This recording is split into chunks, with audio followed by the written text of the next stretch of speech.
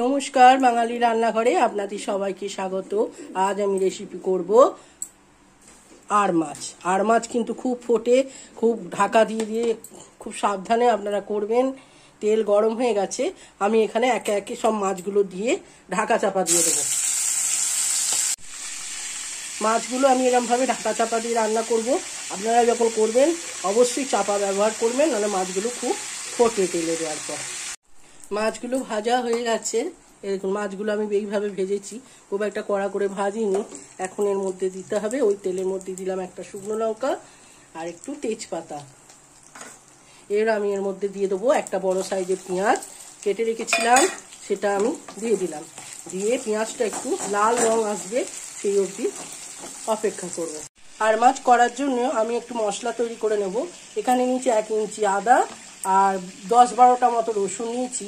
আর এখন এখানে দেব অল্প একটু হলুদ, মানে আমার 500 মাছ আছে, 500 মাছ অনুযায়ী এখানে হলুদ, জিরে গুঁড়ো, ধনে গুঁড়ো, ঝাল লঙ্কা, কাশ্মীরি লঙ্কা সবগুলো সেটাই মিশিয়ে দিলাম।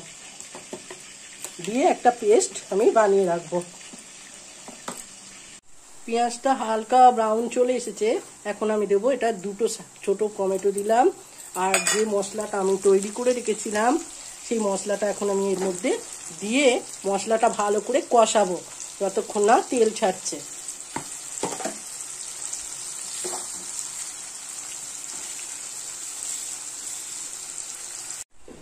মশলাটা কষানো হয়ে গেছে অনেকটাই।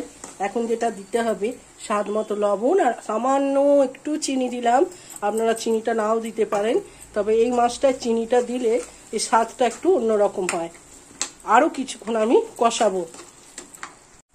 মশলাটা সম্পূর্ণ কষানো হয়ে গেছে, এখন আমি এর মধ্যে দেব সামান্য একটু জল দিয়ে এটাকে আমি 3 মিনিট মতন ঢাকা চাপা দিয়ে ফুটতে দেবো।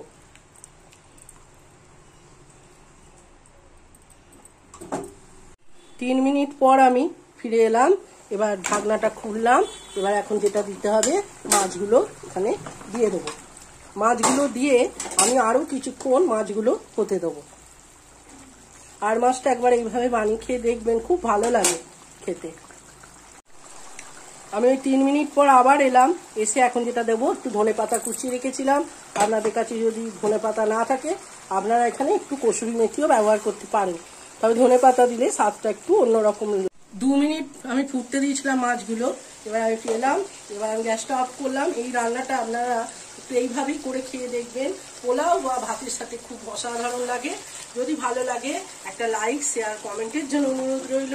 চ্যানেলটা সাবস্ক্রাইব করবেন যাতে নতুন নতুন রেসিপিগুলো আপনাদের কাছে পৌঁছাতে পারে। ভালো থাকবেন, সুস্থ থাকবেন, ভালো খাবার খাবেন।